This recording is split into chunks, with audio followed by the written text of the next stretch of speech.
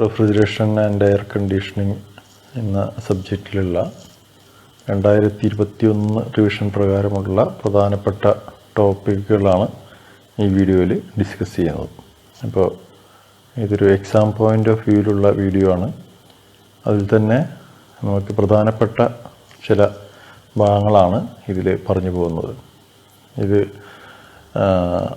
ഇതിൽ വരുന്ന ഭാഗങ്ങൾ പല മുന്നത്തെ പരീക്ഷകളിലൊക്കെ ആവർത്തിച്ച് ചോദിച്ചിട്ടുള്ള ഭാഗങ്ങളിൽ നിന്നുള്ള ടോപ്പിക്സാണ് ഇവിടെ ഡിസ്കസ് ചെയ്യുന്നത്.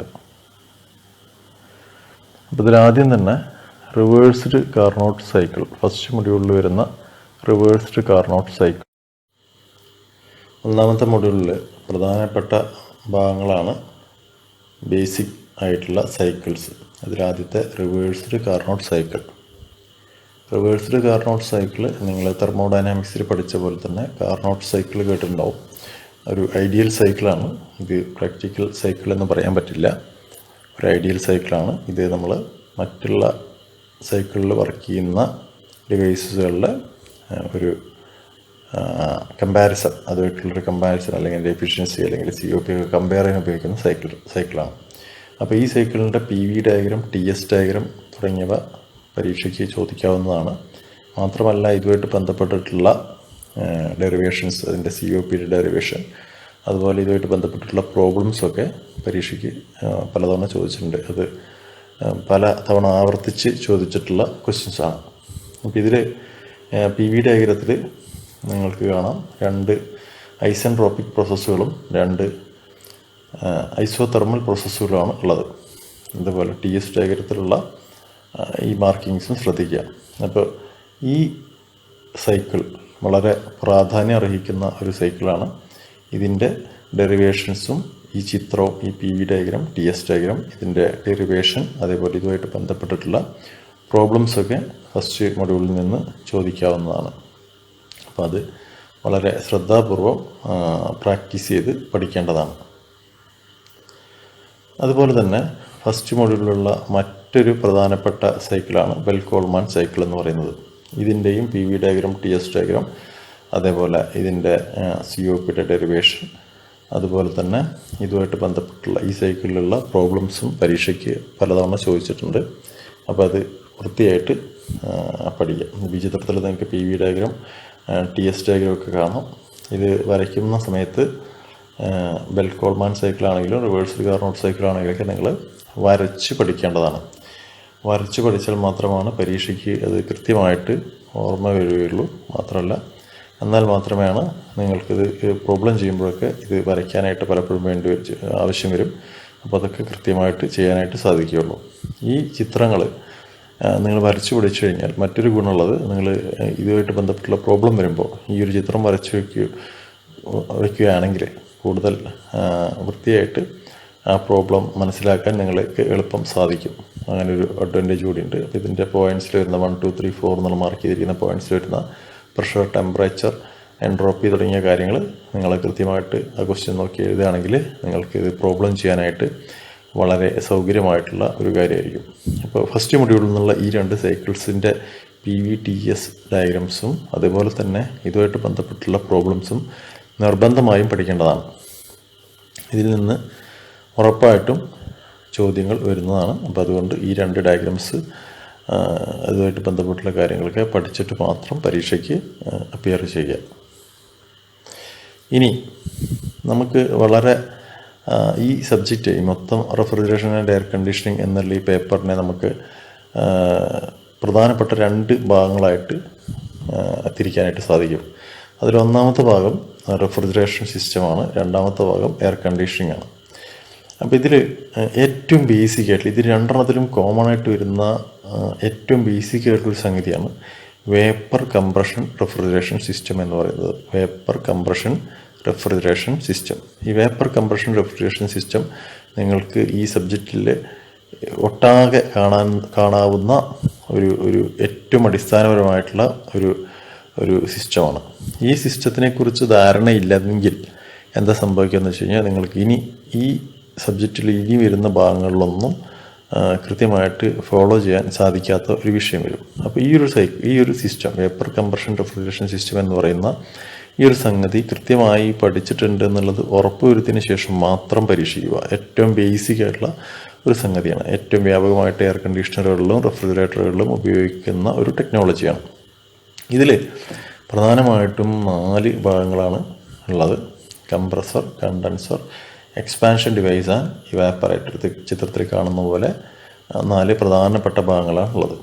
അപ്പോൾ ഇതിൻ്റെ ബേസിക് വർക്കിംഗ് എന്ന് പറയുമ്പോൾ ഇതിനകത്തൂടെ ഒരു റെഫ്രിജറൻറ്റ് ഗ്യാസ് നമ്മളിതിനകത്ത് ഫില്ല് ചെയ്യും ഈ സിസ്റ്റത്തിനകത്തേക്ക്.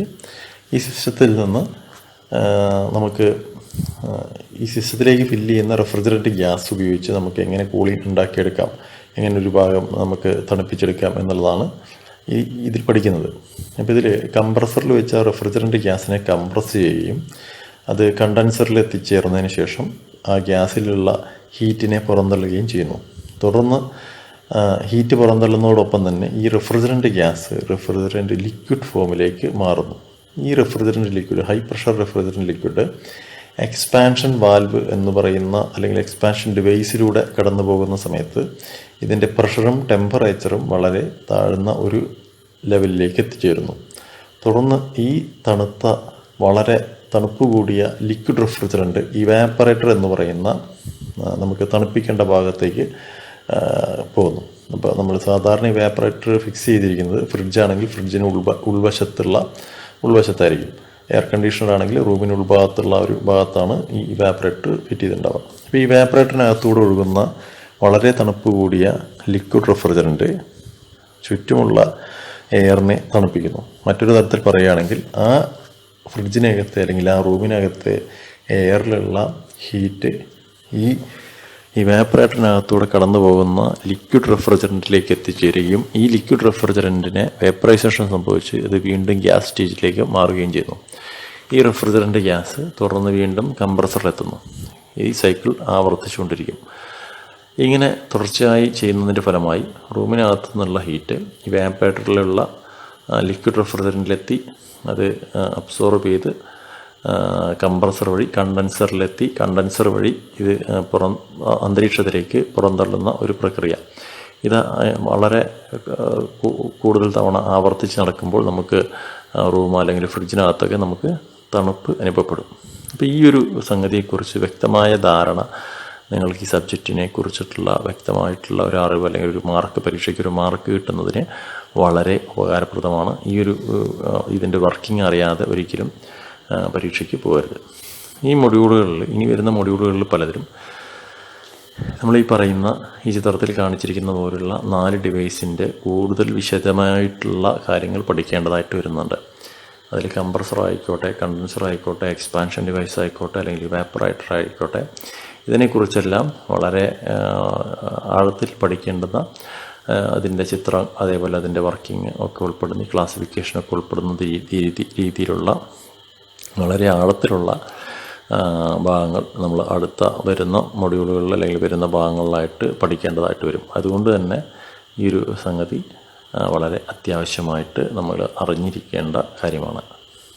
ഇനി ഇതിൻ്റെ pH ചാർട്ട് എന്ന് പറയുന്നൊരു സംഗതി, ഈ pH chart vapour compression refrigeration സിസ്റ്റത്തിൻ്റെ pH ചാർട്ട് നിങ്ങൾ പഠിക്കേണ്ടതാണ്. ഈ pH ചാർട്ടിൽ തന്നെ ഞാനിവിടെ അത് കാണിച്ചിട്ടില്ല. pH ചാർട്ടിൽ നമുക്ക് പലതരത്തിലുള്ള കണ്ടീഷൻ എന്ന് പറയുമ്പോൾ കംപ്രഷൻ്റെ അവസാനം റെഫ്രിജറൻറ്റിൻ്റെ സ്റ്റേജ് അത് ലിക്വിഡ് സൂപ്പർ ഹീറ്റഡ് ആവണോ, അതല്ല ജസ്റ്റ് സൂപ്പർ ഹീറ്റഡ് ആവണ്ടേ, അങ്ങനെയുള്ള കുറേ കാര്യങ്ങൾ വരുന്ന പലതരത്തിലുള്ള എൻഡ് കണ്ടീഷൻസ് വരുന്ന pH ചാർട്ടുകൾ നമുക്ക് പഠിക്കേണ്ടതായിട്ടുണ്ട്. ഓരോ തരത്തിലും എന്ന് പറയുമ്പോൾ ഈ ഓരോ കണ്ടീഷനിലും എങ്ങനെയാണ് ഇതിൻ്റെ ഈ റെഫ്രിജറേറ്ററിൻ്റെ അല്ലെങ്കിൽ കംപ്രഷൻ സിസ്റ്റത്തിൻ്റെ പെർഫോമൻസ് എങ്ങനെ മാറ്റം വരാം എന്നുള്ളതൊക്കെ പറയുന്ന കാര്യങ്ങളൊക്കെ ഈ pH ചാർട്ടായിട്ട് ബന്ധപ്പെട്ടിട്ട് പഠിക്കേണ്ടതായിട്ടുണ്ട്. അപ്പോൾ pH ചാർട്ട് വരയ്ക്കാനും അതുമായിട്ട് ബന്ധപ്പെട്ടിട്ടുള്ള കാര്യങ്ങളും പരീക്ഷയ്ക്ക് ചോദിക്കാവുന്നതാണ്. അത് വൃത്തിയായിട്ട് പഠിച്ചിട്ടാണ് പരീക്ഷയ്ക്ക് പോകേണ്ടത്. pH ചാർട്ടിനെ കുറിച്ചിട്ടുള്ള കൂടുതൽ കാര്യങ്ങൾ നമുക്ക് ഈ വീഡിയോയിൽ ഉൾപ്പെടുത്താൻ സാധിക്കില്ല. കാര്യം നമുക്കുള്ള വീഡിയോ അല്ല, അപ്പോൾ അതിൻ്റെ ലെങ്ത്ത് വല്ലാതെ കൂടും. ഇതിൻ്റെ വിശദമായ വീഡിയോ നിങ്ങൾക്ക് യൂട്യൂബ് ക്ലാസ്സുകൾ വഴി തന്നെ നമ്മൾ മുന്നേ അയച്ചു തന്നിട്ടുണ്ട്. അപ്പോൾ അത് വിശദമായിട്ട് പഠിക്കാം. അതുപോലെ pH ചാർട്ട് കഴിഞ്ഞ് കഴിഞ്ഞാൽ പി എച്ച് ചാർട്ട് ഞാൻ ആവർത്തിച്ച് പറയുകയാണ്. പി എച്ച് ചാർട്ട് വളരെ പ്രധാനപ്പെട്ട ഭാഗമാണ്. അതിൽ നിന്ന് വരുന്ന ഭാഗങ്ങളെല്ലാം, ക്വസ്റ്റ്യൻസ് എല്ലാം അല്ലെങ്കിൽ അതിൻ്റെ പോർഷൻസ് എല്ലാം ചിത്രം വരച്ച് തന്നെ പഠിക്കേണ്ടതാണ്. അടുത്തത് കംപ്രസർ എന്ന് പറയുമ്പോൾ ഞാൻ നേരത്തെ പറഞ്ഞു 4 പ്രധാനപ്പെട്ട ഭാഗങ്ങളെക്കുറിച്ച് ഡീപ്പായിട്ട് പഠിക്കേണ്ടതായിട്ട് വരുമെന്ന് പറഞ്ഞു. അപ്പോൾ അതിലുള്ള കംപ്രസർ എന്ന് പറയുന്ന ഒരു ഭാഗം, ഈ ഒരു ഭാഗത്തു നിന്ന് വരുന്ന പ്രധാനപ്പെട്ട ക്വസ്റ്റ്യൻസ് എന്ന് പറയുന്നത് ക്ലാസിഫിക്കേഷൻ ഓഫ് കംപ്രസേഴ്സ് ചോദിക്കാം. എന്തൊക്കെ തരത്തിലുള്ള കംപ്രസറുകളാണുള്ളത്, അപ്പോൾ അത് വർക്കിംഗ് പ്രിൻസിപ്പിളിനെ ബേസ് ചെയ്തിട്ട്, അല്ലെങ്കിൽ മോട്ടറിൻ്റെയും അതേപോലെ കംപ്രസറിൻ്റെയും അറേഞ്ച്മെൻറ്റിനെ ബേസ് ചെയ്തിട്ട്, അങ്ങനെ പല തരത്തിലുള്ള ക്രൈറ്റീരിയ, മാനദണ്ഡങ്ങൾ വെച്ചിട്ട് പലതരത്തിലുള്ള കംപ്രസേഴ്സിനെ കുറിച്ച് പറയുന്നുണ്ട്. അപ്പോൾ അത് ഡീറ്റെയിൽ ആയിട്ട് പരീക്ഷയ്ക്ക് പഠിക്കാം. പിന്നെ ഇതിൽ നമ്മൾ ചിത്രം വരച്ച് അടയാളപ്പെടുത്തേണ്ട അല്ലെങ്കിൽ പഠിച്ച് എക്സ്പ്ലെയിൻ ചെയ്യേണ്ട ഭാഗങ്ങൾ വരുന്നത് reciprocating compressor, roller type compressor, vane type compressor and centrifugal compressor. ഈ 4 കുറിച്ചാണ് സിലബസിൽ പറഞ്ഞിട്ടുള്ളത്. ഇതിൽ തന്നെ റെസിപ്രോക്കേറ്റിംഗ് കംപ്രസറും റോളർ കംപ്രസറും വെയിൻ ടൈപ്പ് കംപ്രസറും നമുക്ക് പോസിറ്റീവ് ഡിസ്പ്ലേസ്മെൻറ്റ് ടൈപ്പ് കംപ്രസർ എന്നുള്ള ഗണത്തിൽപ്പെടുത്താവുന്നതാണ്. അപ്പോൾ ഇതിൻ്റെ എല്ലാം ചിത്രങ്ങൾ നിങ്ങൾ വളരെ വ്യക്തമായിട്ട് വരച്ച് മനസ്സിലാക്കേണ്ടതും അതിൻ്റെ പാർട്സ്, അതിൻ്റെ വർക്കിംഗ് എല്ലാം അറിഞ്ഞിരിക്കേണ്ടതുമാണ്. റെസിപ്രോക്കേറ്റിംഗ് കംപ്രസർ നിങ്ങൾക്ക് വളരെ പരിചിതമായിട്ടൊരു ചിത്രമായിരിക്കും. കാര്യം നമുക്ക് റെസിപ്രോക്കേറ്റിംഗ് കംപ്രസർ അല്ലെങ്കിൽ IC എഞ്ചിൻ്റെയൊക്കെ ചിത്രത്തോട് സാമ്യം തോന്നുന്ന, അതുപോലെ സാമ്യമുള്ള ഭാഗങ്ങളുള്ള സിലിണ്ടർ, പിസ്റ്റൺ, കണക്റ്റിംഗ് റോഡ് തുടങ്ങിയ ഭാഗങ്ങളൊക്കെ ഉള്ള, നിങ്ങൾക്ക് കുറച്ചുകൂടി എളുപ്പത്തിൽ മനസ്സിലാവുന്ന ഭാഗങ്ങളൊക്കെ ഉള്ള ഒരു ചിത്രമാണ്. അപ്പോൾ അത് വളരെ എളുപ്പത്തിൽ മനസ്സിലാക്കാവുന്നതാണ്. അതേപോലെ റോളർ ടൈപ്പ്, വെയിൻ ടൈപ്പൊക്കെ വരച്ചു കഴിഞ്ഞാൽ നമുക്ക് വളരെ ഈസി ആയിട്ട് മനസ്സിലാക്കാൻ വലിയ ബുദ്ധിമുട്ടൊന്നും ഇല്ലാത്ത തരത്തിലുള്ള ചിത്രങ്ങളാണ്. സെൻട്രിഫ്യൂഗൽ കംപ്രസർ ആണെങ്കിലും അതിൻ്റെ പ്രധാനപ്പെട്ട ഭാഗങ്ങളൊക്കെ നിങ്ങൾ സെൻട്രിഫ്യൂഗൽ പമ്പ് ഹൈഡ്രോളിക്സിൽ പഠിച്ചിട്ടുണ്ടാവും. അപ്പോൾ അതുമായിട്ട് വളരെ സാമ്യം തോന്നുന്ന തരത്തിലുള്ള ചിത്രങ്ങളാണ് ഇതിൽ വരുന്നത്. അപ്പോൾ ആയതുകൊണ്ട് തന്നെ ഈ ചിത്രങ്ങളെല്ലാം നിർബന്ധമായിട്ടും വരച്ച് മനസ്സിലാക്കി പഠിച്ചു വേണം പരീക്ഷയ്ക്ക് പോകാൻ. പരീക്ഷയ്ക്ക് പോകുന്ന സമയത്ത് ഒരിക്കലും നിങ്ങൾ ചിത്രങ്ങൾ നോക്കി വായിച്ചു പോവുക എന്നുള്ളൊരു തലത്തിൽ കാര്യങ്ങൾ ചെയ്യരുത്. നിങ്ങൾ നിർബന്ധമായിട്ടും 2-3 തവണ ഒരു റഫ് ബുക്കിലോ പേപ്പറിലോ ഈ ചിത്രങ്ങൾ വരയ്ക്കേണ്ടത് വളരെ അത്യാവശ്യമാണ്. അടുത്ത പ്രധാനപ്പെട്ട ഭാഗം എന്ന് പറയുന്നത് കണ്ടൻസറാണ്. കണ്ടൻസറിലാണ് ഈ കംപ്രസറിൽ നിന്ന് വരുന്ന high pressure, high temperature refrigerant vapour കണ്ടൻസറിൽ വെച്ചാണ് അതിൻ്റെ ഹീറ്റൊക്കെ പുറത്തേക്ക് അന്തരീക്ഷത്തിലേക്ക് കളഞ്ഞ് ആ റെഫ്രിജറൻ്റ് പേപ്പർ റെഫ്രിജറൻ്റ് ലിക്വിഡായിട്ട് മാറുന്നത്. അപ്പോൾ ഈ പ്രോസസ്സ് നടക്കുന്നത് കണ്ടൻസറിൽ വെച്ചാണ്. അപ്പോൾ പലതരത്തിലുള്ള കണ്ടൻസറുകളുടെ നിങ്ങൾക്ക് പഠിക്കാനുണ്ട്. അതിൽ തന്നെ പ്രധാനമായിട്ട് shell and tube, shell and coil, tube അല്ലെങ്കിൽ ഡബിൾ ട്യൂബ് ടൈപ്പ് കണ്ടൻസർ. ഇത് 3 നമ്മളുടെ സിലബസിലുണ്ട്. അപ്പോൾ ഈ 3 ചിത്രങ്ങളും നിങ്ങൾ നോട്ടിൽ വരച്ചിട്ടുണ്ട്.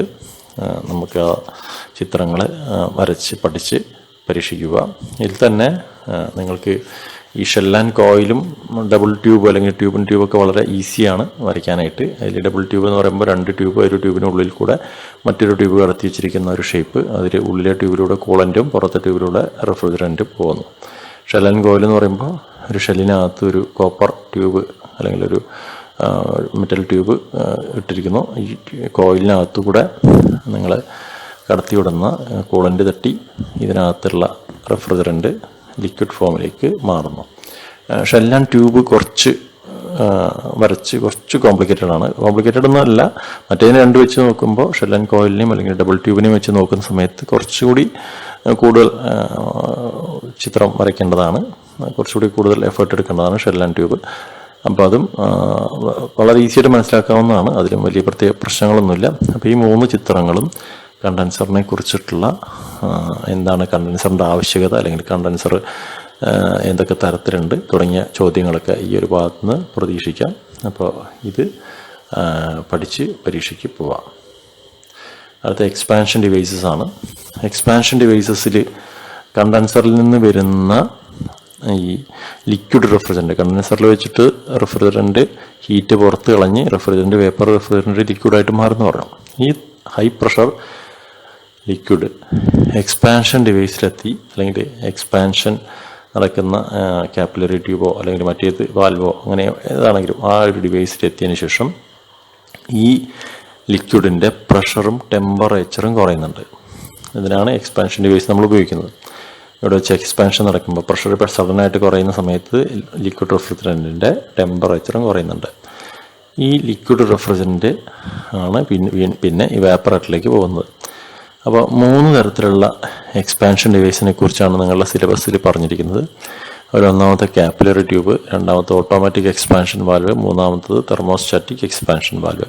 അതിൽ കാപ്പിലറി ട്യൂബ് വരയ്ക്കാനൊന്നുമില്ല, വളരെ ഒരു ജസ്റ്റ് ചെറിയൊരു നാരോ ട്യൂബ് മാത്രമാണ്, അതിൽ പ്രത്യേകിച്ച് വരയ്ക്കാനൊന്നുമില്ല. പക്ഷേ അതിൻ്റെ മോഡൽ പരീക്ഷ പേപ്പറിലൊക്കെ കണ്ടത് അതിൻ്റെ എന്താണ്, അതിനുകൊണ്ടുള്ള മെച്ചം എന്താണ്, അല്ലെങ്കിൽ അതുകൊണ്ടുള്ള ഡിസഡ്വാൻറ്റേജ് എന്താണ്, അങ്ങനത്തെ ഒരു ക്വസ്റ്റ്യൻ ഞാൻ കണ്ടതായിട്ട് എൻ്റെ ഓർമ്മയിലുണ്ട്. അപ്പോൾ അതൊന്ന് ശ്രദ്ധിച്ച് പോവാം. കാപ്പിലറി ട്യൂബ് നമ്മൾ ഉപയോഗിക്കുമ്പോൾ എന്തൊക്കെയാണ് അതിൻ്റെ അഡ്വാൻറ്റേജ് ഡിസഡ്വാൻറ്റേജ് ഒക്കെ ഒന്ന് ഓർത്ത് പോവാം. പിന്നുള്ളത് ഓട്ടോമാറ്റിക് എക്സ്പാൻഷൻ വാൽവാണ്. ഓട്ടോമാറ്റിക് എക്സ്പാൻഷൻ വാൽവ് നിങ്ങൾക്കറിയാവുന്ന പോലെ തന്നെ ഒരു സ്പ്രിംഗ് പ്രഷർ, അതേപോലെ ഡയഫ്രം, അറ്റ്മോസ്ഫറിക് പ്രഷർ, ഈ ഒരു കാര്യങ്ങൾ, അതേപോലെ ഇവാപ്പറേറ്റർ പ്രഷറിനെയൊക്കെ ബേസ് ചെയ്തിട്ട് പ്രവർത്തിക്കുന്ന ഒരു ഡിവൈസാണ് ഓട്ടോമാറ്റിക് എക്സ്പാൻഷൻ വാൽവ്. ഇത് നമ്മൾ പ്രത്യേകിച്ച് മാനുവൽ ഇൻ്റർവെൻഷനൊന്നും ഇല്ലാതെ തന്നെ ആവശ്യാനുസരണം ഇവാപ്പറേറ്ററിലേക്ക് ലിക്വിഡ് റെഫ്രിജറൻറ്റിനെ കടത്തിവിടുന്ന ഒരു ഡിവൈസ്. ഓട്ടോമാറ്റിക് എക്സ്പാൻഷൻ വാൽവ് കഴിഞ്ഞാൽ അടുത്തത് തെർമോസ്റ്റാറ്റിക് എക്സ്പാൻഷൻ വാൽവാണ്. തെർമോസ്റ്റാറ്റിക് എക്സ്പാൻഷൻ വാൽവിൻ്റെ പ്രത്യേകത, ഓട്ടോമാറ്റിക് എക്സ്പാൻഷൻ വാൽവിൽ കാണുന്ന ഭാഗങ്ങൾക്കൊക്കെ തന്നെ നിങ്ങൾക്ക് തെർമോസ്റ്റാറ്റിക് എക്സ്പാൻഷൻ വാൽവിലും കാണാൻ സാധിക്കും. പക്ഷേ ഇതിൽ ഇവാപ്പറേറ്ററിൽ നിന്ന് പുറത്തു വരുന്ന റെഫ്രിജറൻ്റ് വേപ്പറിൻ്റെ ടെമ്പറേച്ചർ കൂടി ഈ വാൽവിൻ്റെ ഓപ്പറേഷനിൽ പ്രധാനപ്പെട്ട ഒരു പങ്ക് വഹിക്കുന്നുണ്ട്. ഇതിൽ ഫീലർ ബൾബ് എന്ന് പറയുന്ന ഒരു സംഗതിയുണ്ട്. ഈ ഫീലർ ബൾബ് ഈ ഇവാപ്പറേറ്ററിൻ്റെ പുറത്തു വരുന്ന റെഫ്രിജറൻറ്റിൻ്റെ ടെമ്പറേച്ചർ സെൻസ് ചെയ്യുകയും അതിനനുസരിച്ച് ഫീലർ ബൾബിനകത്തുള്ള ഒരു റെഫ്രിജറൻറ്റ്, ആ റെഫ്രിജറൻറ്റ് വേപ്പറൈസായി അതിൻ്റെ ആ വേപ്പർ പ്രഷർ കൂടി ഉപയോഗിച്ചാണ് തെർമോസ്റ്റാറ്റിക് എക്സ്പാൻഷൻ വാൽവിൻ്റെ പ്രവർത്തനം നിയന്ത്രിക്കപ്പെടുന്നത്. അപ്പോൾ ഈ 2 ചിത്രങ്ങളും കുറച്ച് ശ്രദ്ധിച്ച് വരയ്ക്കേണ്ടതാണ്. കാര്യം ഇത് നമ്മൾ സീരീസ് പരീക്ഷയ്ക്ക് ഉൾപ്പെടുത്താറുള്ളതാണ് പലപ്പോഴും. അപ്പോൾ ഇത്തരത്തിലുള്ള പരീക്ഷകളിലൊക്കെ ഉൾപ്പെടുന്ന സമയത്ത് നമ്മൾ കുട്ടികൾ അല്ലെങ്കിൽ പബ്ലിക് എക്സാമിനൊക്കെ ഈ ചോദ്യങ്ങൾ വരാറുള്ളതാണ്. അപ്പോഴൊക്കെ കാണുന്നൊരു ഒരു സംഭവം എന്ന് പറഞ്ഞ് ഈ 2 ചിത്രങ്ങളും പരസ്പരം മാറി വരയ്ക്കുന്ന ഒരു പ്രവണത കാണാറുണ്ട്. അതേപോലെ തന്നെ ഈ ചിത്രത്തിലുള്ള മുഴുവൻ ഭാഗങ്ങളും റെഫ്രിജറൻറ്റ് ഇന്ന് അല്ലെങ്കിൽ റെഫ്രിജറൻ്റ് ഔട്ട് തുടങ്ങിയ ഭാഗങ്ങളൊന്നും പലപ്പോഴും കുട്ടികൾ അടയാളപ്പെടുത്തി കാണാറില്ല. അതേപോലെ തന്നെ ഇതിൻ്റെ ഭാഗങ്ങൾ പലതും തെറ്റായിട്ട് മാറിക്കുക അല്ലെങ്കിൽ മിസ്സിങ് ആയിട്ട് വരിക, അങ്ങനെയുള്ള സംഗതികളൊക്കെ കാണാറുണ്ട്. അപ്പോൾ ഇതൊന്ന് മനസ്സിരുത്തി വരച്ച് പഠിച്ചാലാണ് നിങ്ങൾക്ക് പരീക്ഷയ്ക്ക് ഇത് കൃത്യമായിട്ട് വരയ്ക്കാനായിട്ട് സാധിക്കുള്ളൂ. എക്സ്പാൻഷൻ വാൽവിൻ്റെ ചിത്രങ്ങൾ കഴിഞ്ഞാൽ പിന്നെ നമുക്ക് വരുന്നത് ഇവാപ്പറേറ്ററാണ്. ഇവാപ്പറേറ്റർ ഇതിൽ 2 തരത്തിലുള്ള ഇവാപ്പറേറ്റേഴ്സാണുള്ളത്. ഒന്ന് ഡ്രൈ എക്സ്പാൻഷൻ ഇവാപ്പറേറ്ററും രണ്ടാമത്തത് ഫ്ലഡഡ് ടൈപ്പ് ഇവാപ്പറേറ്ററും. ഇതിൽ ഡ്രൈ എക്സ്പാൻഷൻ ടൈപ്പ് ഇവാപ്പറേറ്റർ എന്ന് പറയുന്നത് വളരെ സിമ്പിളായിട്ടുള്ളൊരു ട്യൂബ്, ആ ട്യൂബിനകത്ത് കൂടെ ലിക്വിഡ് റെഫ്രിജറൻറ്റ് കിടന്നു പോകുന്ന സമയത്ത് ചുറ്റുമുള്ള ഹീറ്റിനെ ആഗിരണം ചെയ്ത് അത് വേപ്പറായിട്ട് മാറുന്നു. അപ്പോൾ ഇതാണ് ഡ്രൈ എക്സ്പാൻഷൻ ഡിവൈസിൻ്റെ ഈ ഡ്രൈ ടൈപ്പ് ഇവാപ്പറേറ്ററിൻ്റെ ഒരു പ്രത്യേകത. ഫ്ലഡഡ് ടൈപ്പ് ഇവാപ്പറേറ്ററിൻ്റെ പ്രത്യേകത എന്ന് പറഞ്ഞു കഴിഞ്ഞാൽ ആ പേര് സൂചിപ്പിക്കുന്നത് പോലെ തന്നെ ഫ്ലഡഡ് ടൈപ്പ് ഇവാപ്പറേറ്ററിനകത്ത് സദാസമയത്തും ലിക്വിഡ് റെഫ്രിജറൻറ്റിൻ്റെ സാന്നിധ്യമുണ്ടാവും. അപ്പോൾ ഇത്തരത്തിൽ ലിക്വിഡ് റെഫ്രിജറൻറ്റ് എല്ലാ സമയത്തും ഇവാപ്പറേറ്റർ കോയിലിനകത്ത് ഉള്ളത് കൊണ്ട് തന്നെ അതിന് നമ്മൾ ഫ്ലഡഡ് ടൈപ്പ് എന്നുള്ള പേര് വിളിക്കും. അപ്പോൾ ഇതിൻ്റെ ഒരു പ്രത്യേകത എന്ന് പറഞ്ഞാൽ, അല്ലെങ്കിൽ ഒരു മെച്ചം എന്ന് പറഞ്ഞാൽ, ഇതിനകത്ത് എല്ലാ സമയത്തും ലിക്വിഡ് റെഫ്രിജറൻറ്റ് ഉള്ളത് കൊണ്ട് തന്നെ ഇത് വളരെ എഫക്റ്റീവായിട്ട്, വളരെ എഫക്റ്റീവായിട്ടുള്ള കൂളിംഗ് പ്രൊവൈഡ് ചെയ്യാനായിട്ട് ഇതിന് സാധിക്കും. ഡ്രൈ ടൈപ്പിനേക്കാൾ കൂടുതൽ എഫക്റ്റീവായിട്ട് കൂളിംഗ് നൽകാനായിട്ട് ഈ തരത്തിലുള്ള ഫ്ലഡഡ് ടൈപ്പ് ഇവാപ്പറേറ്ററിന് സാധിക്കും. ഫ്ലഡഡ് ടൈപ്പ് ഇവാപ്പറേറ്ററിനകത്തേക്കുള്ള ലിക്വിഡ് റെഫ്രിജറൻറ്റിൻ്റെ ഫ്ലോ വളരെ കൃത്യമായിട്ട് നിലനിർത്തുന്നത് ഇതിനകത്തുള്ളൊരു ഫ്ലോട്ട് വാൽവ് മെക്കാനിസമാണ്. ഈ ഫ്ലോട്ട് വാൽവ് മെക്കാനിസം ഉപയോഗിച്ചാണ് ഇതിനകത്ത് എല്ലായ്പ്പോഴും ഈ പറയുന്ന റെഫ്രിജറൻറ്റിൻ്റെ അളവ് നിലനിർത്തുന്നത്. അപ്പോൾ അത് ചിത്രം വരച്ച് പഠിക്കേണ്ടതാണ്. ഫ്ലഡ് ടൈപ്പ് ഇവാപ്പറേറ്റർ വളരെ ഇമ്പോർട്ടൻ്റ് ആയിട്ടുള്ള ഒരു ചിത്രമാണ്. ഫ്ലഡ് ടൈപ്പ് ഇവാപ്പറേറ്ററിൻ്റെ ചിത്രങ്ങൾ വരച്ച് ഭാഗങ്ങൾ അടയാളപ്പെടുത്തുക, അല്ലെങ്കിൽ അതിൻ്റെ പ്രവർത്തനം എങ്ങനെയാണെന്ന് വിശദീകരിക്കുക തുടങ്ങിയ ചോദ്യങ്ങളൊക്കെ പലപ്പോഴും പരീക്ഷയ്ക്ക് കണ്ടിട്ടുണ്ട്. അപ്പം അതുകൊണ്ട് ഫ്ലഡ് ടൈപ്പ് ഇവാപ്പറേറ്ററിനെ കുറിച്ച് വളരെ ഡീറ്റെയിൽ ആയിട്ട് വൃത്തിയായിട്ട് പഠിച്ച് പരീക്ഷ അറ്റൻഡ് ചെയ്യാം.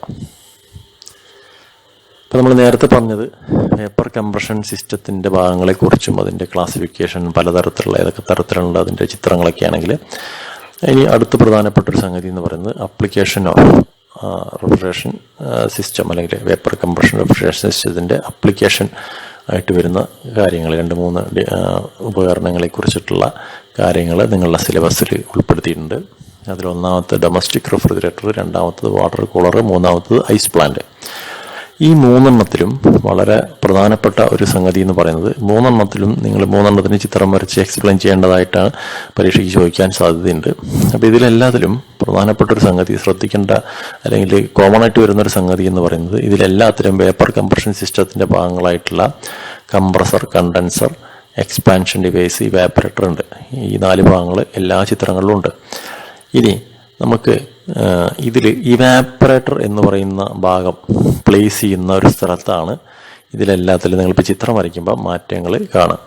അപ്പോൾ നമ്മൾ ഡൊമസ്റ്റിക് റെഫ്രിജറേറ്റർ അല്ലെങ്കിൽ വീട്ടിനകത്തുള്ള ഫ്രിഡ്ജ് ആണെന്ന് വിചാരിക്കാം. അപ്പോൾ അതിൽ നമ്മൾ നേരത്തെ പറഞ്ഞ വേപ്പർ കംപ്രഷൻ സിസ്റ്റത്തിൻ്റെ ഭാഗങ്ങളായിട്ടുള്ള കംപ്രസറും, കണ്ടൻസറും, എക്സ്പാൻഷൻ ഡിവൈസും, ഇവാപ്പറേറ്ററും ഒക്കെ ഉണ്ട്. ഇത് കൂടാതെ തന്നെ ഇതിൻ്റെ ഒരു ഫ്രിഡ്ജിൻ്റെ ഒരു ക്യാബിനറ്റ് അല്ലെങ്കിൽ ഒരു ഇൻസുലേറ്റഡ് ആയിട്ടുള്ള ഒരു ബോക്സ്, ഈ കാര്യങ്ങളാണ് ഇതിലുള്ളത്. അതിൽ ഇവാപ്പറേറ്റർ പ്ലേസ് ചെയ്യുക, നമ്മൾ നേരത്തെ പറഞ്ഞ പോലെ ഫ്രിഡ്ജിനകത്താണ് പ്ലേസ് ചെയ്യുന്നത്. ഇത്രയും കാര്യങ്ങളാണ് ഇതിലുള്ളത്. വാട്ടർ കൂളർ ആകുമ്പോഴും നമ്മൾ നേരത്തെ പറഞ്ഞ 4 കാര്യങ്ങൾക്ക് പുറമെ ഒരു വാട്ടർ സ്റ്റോറേജ് ടാങ്ക്, അതിനകത്തേക്ക് വെള്ളം വരാനുള്ള സംവിധാനങ്ങൾ, അതിൽ നിന്ന് വെള്ളം പുറത്തെടുക്കാനുള്ള സംവിധാനങ്ങൾ തുടങ്ങിയ സംഗതികളാണ് ഉണ്ടാവുക. അപ്പോൾ നിങ്ങൾ ചിത്രം വരയ്ക്കുമ്പോൾ അത് ഈ പറയുന്ന കംപ്രസർ, കണ്ടൻസർ, എക്സ്പാൻഷൻ ഡിവൈസും ഇവാപ്പറേറ്ററും ഈ 3 ചിത്രങ്ങളിലൂടെ കോമൺ ആയതുകൊണ്ട് തന്നെ നിങ്ങളത് വളരെ ഈസി ആയിട്ട് നിങ്ങൾക്ക് പരീക്ഷയ്ക്ക് വരയ്ക്കാനായിട്ട് സാധിക്കും. ഇത് വളരെ എളുപ്പത്തിൽ തന്നെ മനസ്സിലാക്കാവുന്ന ഭാഗങ്ങളാണ്.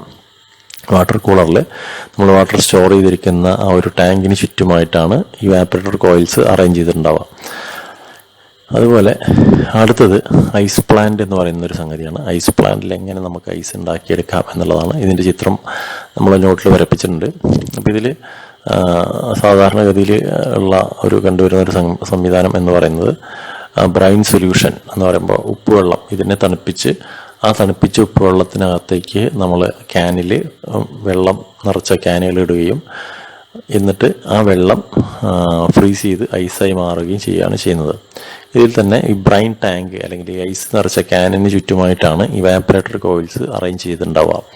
ഇതിൻ്റെ ചിത്രം വളരെ ഈസി ആയിട്ട് വരയ്ക്കാവുന്നതാണ്. ഈ ചിത്രം പലപ്പോഴും പരീക്ഷയ്ക്ക് ഐസ് പ്ലാന്റിൻ്റെ ചിത്രം ചോദിച്ചിട്ടുണ്ട്. ഇതിൽ നിങ്ങൾക്ക് കോംപ്ലിക്കേഷനൊന്നുമില്ല, മനസ്സിലാക്കാൻ ബുദ്ധിമുട്ടുള്ള ഭാഗങ്ങളൊന്നും ഇതിലില്ല. അപ്പം അതുകൊണ്ട് തന്നെ ഐസ് പ്ലാന്റിൻ്റെ ചിത്രം വരച്ച് പഠിക്കാം. പിന്നെ ബ്രൈൻ ടാങ്ക് എന്നുള്ള ഒരു സംഗതി നിങ്ങൾ മനസ്സിൽ വയ്ക്കുക. പിന്നെ ഇതിൽ 3 കോമൺ ആയിട്ട് കുറേ കാര്യങ്ങൾ, വേപ്പർ കംപ്രഷൻ സിസ്റ്റത്തിൻ്റെ കുറേ കാര്യങ്ങൾ കോമൺ ആയിട്ട് വരുന്നതുകൊണ്ട് തന്നെ പരീക്ഷയ്ക്ക് വളരെ ഈസി ആയിട്ട് നിങ്ങൾക്കിത് പഠിച്ചു പോകാവുന്നതാണ്. ഈ ഒരു പോർഷൻ ഒരിക്കലും മിസ് ചെയ്യാതെ പരീക്ഷയ്ക്ക് പ്രിപ്പയർ ചെയ്യാം. അടുത്തത് ക്രയോജനിക്സ് എന്ന് പറയുന്ന ഒരു ഭാഗമാണ് അടുത്തതായിട്ട് സിലബസിൽ പ്രധാനപ്പെട്ടൊരു സംഗതി ഉള്ളത്, അല്ലെങ്കിൽ ലോ ടെമ്പറേച്ചർ റെഫ്രിജറേഷൻ, ഇതൊക്കെ ഉൾപ്പെടുന്ന ഭാഗങ്ങൾ. ഈ ക്രയോജനിക്സ് എന്ന് പറയുമ്പോൾ വളരെ താഴ്ന്ന താപനില അത് എങ്ങനെ ഉണ്ടാക്കിയെടുക്കാം അല്ലെങ്കിൽ എങ്ങനെ മെയിൻറ്റെയിൻ ചെയ്യാം, അതിൻ്റെ പ്രത്യേകതകൾ എന്തൊക്കെയാണെന്നൊക്കെ പഠിക്കുന്നതാണ് ഈ ക്രയോജനിക് എഞ്ചിനീയറിങ് അല്ലെങ്കിൽ ക്രയോജനിക് എന്ന് പറയുന്ന ഒരു ശാസ്ത്രശാഖ. ഇതിൽ നിങ്ങൾക്ക് പഠിക്കാനുള്ളത് what are the applications of cryogenic engineering എന്നുള്ളൊരു ക്വസ്റ്റ്യൻ പ്രതീക്ഷിക്കാം. അത് ചിലപ്പോൾ ഒരു 5-6 അപ്ലിക്കേഷൻ നിങ്ങൾ പഠിച്ചു വയ്ക്കേണ്ടതാണ്. ഇത് നമ്മൾ ക്ലാസ്സിൽ പറഞ്ഞിട്ടുള്ള പോലെ തന്നെ എയറോസ്പേസ്, അതേപോലെ ക്രയോ സർജറി, അങ്ങനെ കുറേ ഭാഗങ്ങളിൽ നിങ്ങൾക്ക് ഇതിൻ്റെ ആപ്ലിക്കേഷൻ വരും. അപ്പോൾ അതൊന്നൊരു 4-5 ആപ്ലിക്കേഷൻ നിങ്ങൾ ലിസ്റ്റ് ചെയ്ത് പഠിച്ചു പോവാം. അതുപോലെ തന്നെ ഈ ക്രയോജനിക്സ് ഡെഫിനിഷൻ ചോദിക്കാം, അതേപോലെ ഇതിൻ്റെ ആപ്ലിക്കേഷൻ ചോദിക്കാം. ഇങ്ങനെയുള്ള ക്വസ്റ്റ്യൻസ് ഒക്കെ പ്രതീക്ഷിക്കാം. ഇതിൽ വരുന്ന ചില പ്രധാനപ്പെട്ട ഭാഗങ്ങൾ കാസ്കേഡ് റെഫ്രിജറേഷൻ സിസ്റ്റം എന്ന് പറയുന്നൊരു ഭാഗം, ഈ ക്രയോജനിക്സുമായിട്ട് ബന്ധപ്പെട്ടുള്ള ഒരു ഭാഗത്തു നിന്നുള്ള ക്വസ്റ്റ്യൻ പ്രതീക്ഷിക്കാം. കാസ്കേഡ് റെഫ്രിജറേഷൻ സിസ്റ്റം എന്ന് പറയുന്നത് ബേസിക്കലി 2 റെഫ്രിജറേഷൻ സിസ്റ്റംസ് അല്ലെങ്കിൽ രണ്ടിലധികമോ വേപ്പർ കംപ്രഷൻ സിസ്റ്റംസ് സീരീസായിട്ട് അറേഞ്ച് ചെയ്തിരിക്കുന്ന ഒരു സെറ്റപ്പാണ്. ഇതിൽ തന്നെ നിങ്ങൾക്ക് 2 വേപ്പർ കംപ്രഷൻ സിസ്റ്റംസ് കാണാം. ഇതിൽ ഒന്ന് ഹൈ ടെമ്പറേച്ചറും ഒന്ന് ലോ ടെമ്പറേച്ചർ സിസ്റ്റവുമാണ്. ഇതിൽ ലോ ടെമ്പറേച്ചർ സിസ്റ്റത്തിൻ്റെ കണ്ടൻസർ എന്ന് പറയുന്നത് ഹൈ ടെമ്പറേച്ചർ സിസ്റ്റത്തിൻ്റെ ഇവാപ്പറേറ്ററായി വരുന്ന രീതിയിലാണ് ഇതിൽ അറേഞ്ച്മെൻറ്റ് ചെയ്തിരിക്കുന്നത്. ലോ ടെമ്പറേച്ചർ സിസ്റ്റത്തിൻ്റെ കണ്ടൻസർ ഹൈ ടെമ്പറേച്ചർ സിസ്റ്റത്തിൻ്റെ ഇവാപ്പറേറ്ററായിട്ട് വരുന്ന രീതിയിലാണ് അറേഞ്ച് ചെയ്തിരിക്കുന്നത്. ഇപ്പോൾ ഇത് ചിത്രത്തിലുള്ളത് ഒരു 2 സ്റ്റേജ് കാസ്കേഡ് റെഫ്രിജറേഷൻ സിസ്റ്റമാണ്. ഇത് 3 സ്റ്റേജിൻ്റെ ചിലപ്പോൾ പരീക്ഷയ്ക്ക് വരയ്ക്കാൻ ചോദിക്കാം, ചിലപ്പോൾ 2 സ്റ്റേജിൻ്റെ തന്നെ ചോദിക്കാം. അപ്പോൾ ഈ ചിത്രം വരയ്ക്കുക. ഈ ചിത്രം വളരെ ഈസിയാണ്. നിങ്ങൾ നേരത്തെ പറഞ്ഞ പോലെ വേപ്പർ കംപ്രഷൻ സിസ്റ്റം റെഫ്രിജറേഷൻ സിസ്റ്റത്തിനെ ബേസ് ചെയ്തിട്ടുള്ളൊരു സംഗതി തന്നെയാണ്. ഇതിൽ നിങ്ങൾക്ക് കംപ്രസറും കണ്ടൻസറും എക്സ്പാൻഷൻ ഡിവൈസും ഇവാപ്പറേറ്ററും എല്ലാം കാണാം. അപ്പോൾ ഈ ഒരു ചിത്രം വൃത്തിയായിട്ട് പരീക്ഷയ്ക്ക് പഠിക്കാം. ഇതിൽ തന്നെ ഞാൻ നേരത്തെ പറഞ്ഞ പോലെ 2 സ്റ്റേജും 3 സ്റ്റേജും ഒക്കെ പരീക്ഷയ്ക്ക് ചോദിക്കാവുന്നതാണ്. 3 സ്റ്റേജ് ഉണ്ടെന്ന് പറയുമ്പോൾ ഇതേപോലത്തെ ഒരു സിസ്റ്റം ഇപ്പുറത്ത് വരും എന്ന് മാത്രമേ ഉള്ളൂ. അപ്പോൾ നമ്മൾ low temperature, intermediate temperature, high temperature അങ്ങനെ 3 പേരുകളിൽ അതിനെ കൊടുക്കും. അത്രയാണ് ഇതിലുള്ളത്. ശ്രദ്ധിക്കേണ്ട കാര്യം, ലോ ടെമ്പറേച്ചർ സിസ്റ്റത്തിൻ്റെ കണ്ടൻസർ എന്ന് പറയുന്ന ഭാഗത്താണ് ഹൈ ടെമ്പറേച്ചർ സിസ്റ്റത്തിൻ്റെ ഇവാപ്പറേറ്റർ പ്ലേസ് ചെയ്തിരിക്കുന്നത്. ഇത് ആണ് ഇതിൽ പ്രധാനമായിട്ട് ഓർത്തു വയ്ക്കേണ്ട ഒരു ഭാഗം. അടുത്തത് ലിക്വിഫാക്ഷൻ ഓഫ് ഹൈഡ്രജൻ. ഹൈഡ്രജൻ ഗ്യാസിനെ എങ്ങനെ ലിക്വിഫൈ ചെയ്യാം എന്നുള്ളത് ഒരു ക്വസ്റ്റ്യൻ ചിലപ്പോൾ ചോദിക്കാവുന്നതാണ്. ഇതിൽ പ്രധാനമായിട്ട് നമ്മൾ ചെയ്യുന്നത് ഹൈഡ്രജനെ ഉയർന്ന പ്രഷറിലെ കംപ്രസർ ഉപയോഗിച്ച് ഉയർന്ന പ്രഷറിലേക്ക് എത്തിച്ച് അതിനെ ഒരു 4 ഹീറ്റ് എക്സ്ചേഞ്ചറുകളുടെ സഹായത്തോടുകൂടി തണുപ്പിക്കുന്നു. ഹീറ്റ് എക്സ്ചേഞ്ചർ 1, 2, 3, 4 അങ്ങനെ 4 എണ്ണത്തിൻ്റെ കൂടെ തണുപ്പിച്ചതിന് ശേഷം ഇതിനെ ഒരു എക്സ്പാൻഷൻ വാൽവിലൂടെ കടത്തിവിടുന്നു. ഈ കടത്തിവിടുന്ന സമയത്ത് ഇതിൻ്റെ ടെമ്പറേച്ചർ ഫർദർ കുറയുകയും അത് ലിക്വിഡ് ഫോമിലേക്ക് മാറുകയും ചെയ്യുന്നു. എക്സ്പാൻഷൻ വാൽവിലൂടെ അല്ലെങ്കിൽ എക്സ്പാൻഷൻ ഡിവൈസിലൂടെ കടന്നു പോകുന്ന സമയത്ത് ഇതിൻ്റെ പ്രഷർ കുറയുന്നു. തൽഫലമായിട്ട് ഈ ഗ്യാസ് അതിൻ്റെ ടെമ്പറേച്ചറും അതിൻ്റെ പ്രഷർ കുറയുന്നതോടൊപ്പം തന്നെ അതിൻ്റെ ടെമ്പറേച്ചർ കുറയുന്നു. മാത്രമല്ല അത് ലിക്വിഡായിട്ട് മാറുകയും ചെയ്യുന്നുണ്ട്. അപ്പോൾ ഇതിൽ 4 ഹീറ്റ് എക്സ്ചേഞ്ചേഴ്സ് നിങ്ങൾക്ക് കാണാം. അതിൽ 2 നൈട്രജനും 2 ഹൈഡ്രജനും ഉപയോഗിച്ച് പ്രവർത്തിക്കുന്നതാണ്. അതിൽ തന്നെ ലിക്വിഡ് നൈട്രജൻ ഉപയോഗിച്ച് പ്രവർത്തിക്കുന്ന ഒന്നും, നൈട്രജൻ ഗ്യാസ് ഉപയോഗിച്ച് പ്രവർത്തിക്കുന്ന ഒന്നും, അതേപോലെ hydrogen gas, low temperature hydrogen gas ഉപയോഗിച്ച് പ്രവർത്തിക്കുന്ന 2 ഹീറ്റ് എക്സ്ചേഞ്ചർ, അങ്ങനെ 4 കാണാം. അതുപോലെ ഇതിലൂടെ കടന്നു വരുന്ന ഹൈഡ്രജൻ ഗ്യാസ്, തണുത്ത് കടന്നു വരുന്ന ഹൈഡ്രജൻ ഗ്യാസിനെ എക്സ്പാൻഷൻ വാൽവിലൂടെ കടത്തിവിട്ട് അതിൻ്റെ പ്രഷർ കുറച്ചിട്ടാണ്, ടെമ്പറേച്ചറും കുറച്ചിട്ടാണ് നമ്മൾ ലിക്വിഡ് ഹൈഡ്രജൻ ഉണ്ടാക്കുന്നത്. അപ്പോൾ ഈ ചിത്രം വരച്ച് പഠിക്കുക. ആവർത്തിച്ച് 2-3 പ്രാവശ്യം വരച്ചു കഴിഞ്ഞാൽ നിങ്ങൾക്ക് ഈസി ആയിട്ട് ഈ ചിത്രം പഠിക്കാവുന്നതാണ്. അപ്പോൾ ഇതും പരീക്ഷയ്ക്ക് പ്രതീക്ഷിക്കാവുന്ന ഒരു ക്വസ്റ്റ്യനാണ്. അടുത്ത്, അപ്പോൾ നമ്മൾ നേരത്തെ പറഞ്ഞതെല്ലാം റെഫ്രിജറേഷൻ എന്നുള്ള ഒരു തലത്തിൽ നിന്ന് ആണ് മനസ്സിലാക്കേണ്ടത് കൂടുതലായിട്ട്. അപ്പോൾ അത് ആ ഒരു ഭാഗം കഴിഞ്ഞാൽ പിന്നെ പ്രധാനപ്പെട്ടത് വരുന്നത് എയർ കണ്ടീഷനിങ് ആണ്. അപ്പോൾ എയർ കണ്ടീഷനിങ് പഠിക്കുമ്പോൾ അതിന് എയറിനെ കുറിച്ച് അല്ലെങ്കിൽ എയറിൻ്റെ പ്രോപ്പർട്ടികളെ കുറിച്ചൊക്കെ നമുക്ക് നല്ല ധാരണ വേണം. അപ്പോൾ സൈക്രോമെട്രി എന്ന് പറയുന്ന ഒരു ഭാഗമാണ് അടുത്തത് പറയുന്നത്. അപ്പോൾ ഈ സൈക്രോമെട്രി എന്ന് പറയുന്നത് is that branch of engineering science which deals with the study of moist air. എയറിനെ കുറിച്ചിട്ടുള്ള പഠനത്തിനെയാണ് നമ്മൾ സൈക്രോമെട്രി എന്ന് പറയുക. കൃത്യമായിട്ട് പറയുമ്പോൾ മോയിസ്റ്റ് എയർ അല്ലെങ്കിൽ വാട്ടർ വേപ്പർ കലർന്ന എയറിനെ കുറിച്ചുള്ള പഠനത്തിനെയാണ് സൈക്രോമെട്രി എന്ന് പറയുന്നത്. അപ്പോൾ ഈ എയറിനെ കുറിച്ച് പഠിക്കുമ്പോഴാണ് നമുക്ക് എയറിനെ തണുപ്പിക്കുക, ചൂടാക്കുക അല്ലെങ്കിൽ എയർ കണ്ടീഷൻ ചെയ്യുക എന്നുള്ള ആ ഒരു സംഗതിയിലേക്ക് നമ്മൾ എത്തിച്ചേരുന്നത്.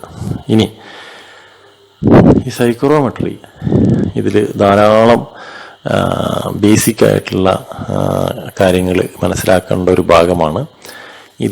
ഇതിൽ തന്നെ നമുക്ക് വളരെ ഡീപ്പായിട്ട് തെർമോഡൈനാമിക്സും ഒക്കെ ആയിട്ട് ബന്ധപ്പെട്ടിട്ടുള്ള പല കൺസെപ്റ്റുകളും ഇതിൽ വരുന്നുണ്ട്. ഇതിൽ ഈ സൈക്രോമെട്രിയിൽ ഞാൻ പറഞ്ഞു മോയിസ്റ്റ് എയറിനെ കുറിച്ചിട്ടുള്ള പഠനമാണെന്ന് പറഞ്ഞു. മോയിസ്റ്റ് എയർ എന്ന് പറയുമ്പോൾ ഭൂമിയിലുള്ള എല്ലാ സ്ഥലത്തുള്ള എയറിനും അന്തരീക്ഷ വായുവിൽ വാട്ടർ വേപ്പറിൻ്റെ അംശം ഏറിഞ്ഞും കുറഞ്ഞും ഒക്കെ കാണും. ചിലതിൽ കുറവായിരിക്കും, ചിലതിൽ കൂടുതലായിരിക്കും ചില ഭാഗത്ത്. അപ്പോൾ അന്തരീക്ഷ വായുവിൽ മോയ്സ്റ്റ് എയർ എന്ന് പറയുന്നത് ആണ് എല്ലായിടത്തും നമുക്ക് കാണാൻ കിട്ടുന്ന ഒരു സംഗതി. അപ്പോൾ അതിനെക്കുറിച്ചുള്ള പഠനമാണ് സൈക്രോമെട്രി. ഈ സൈക്രോമെട്രിയിൽ ഒരുപാട് സൈക്രോമെട്രിക് ടേംസ് എന്ന് പറഞ്ഞിട്ട് dry air, wet air, dry bulb depression dry air, wet air, അതേപോലെ dry bulb temperature, wet bulb temperature, wet bulb depression, dew point temperature, അങ്ങനെ കുറേ കാര്യങ്ങൾ, റിലേറ്റീവ് ഹ്യൂമിഡിറ്റി, അങ്ങനെ കുറേ സൈക്രോമെട്രിക് ടേംസ് നിങ്ങൾക്ക് പഠിക്കാനായിട്ടുണ്ട്. അതിൻ്റെ എല്ലാം ഡെഫിനിഷൻ വളരെ കൃത്യമായിട്ട് പഠിച്ചു വയ്ക്കുക. അതുപോലെ യൂണിറ്റുകളും ഒക്കെ പഠിച്ചു വയ്ക്കുക. അത് ഈ വീഡിയോയിൽ ഞാനത് ലിസ്റ്റ് ചെയ്യുന്നില്ല, പക്ഷേ നിങ്ങൾക്ക് അതിൻ്റെ ക്ലാസ്സുകൾ നമ്മൾ മുന്നേ ക്ലാസ്സിൽ എടുത്തിട്ടുണ്ട്. അതിൻ്റെ നോട്ട്സ് അവൈലബിൾ ആണ്. അതൊക്കെ ഒന്ന് വായിച്ച് പഠിക്കാം. ഇതിൽ ഈ ടേംസ് എല്ലാം നല്ല ധാരണയുണ്ടെങ്കിലാണ് ഈ ഒരു ഭാഗത്തുനിന്ന് പല പ്രോബ്ലംസും ചോദിക്കാൻ സാധ്യത ഉണ്ടെന്നല്ല, ചോദിക്കും. അപ്പോൾ അത് അറിയണമെങ്കിൽ നമ്മൾ ഈ സൈക്രോമെട്രിക് ടേംസിനെ കുറിച്ചൊക്കെ നല്ല ധാരണ ആവശ്യമാണ്. അടുത്തത് സൈക്രോമെട്രിക് ചാർട്ട് എന്ന് പറയുന്നൊരു സംഗതിയാണ്.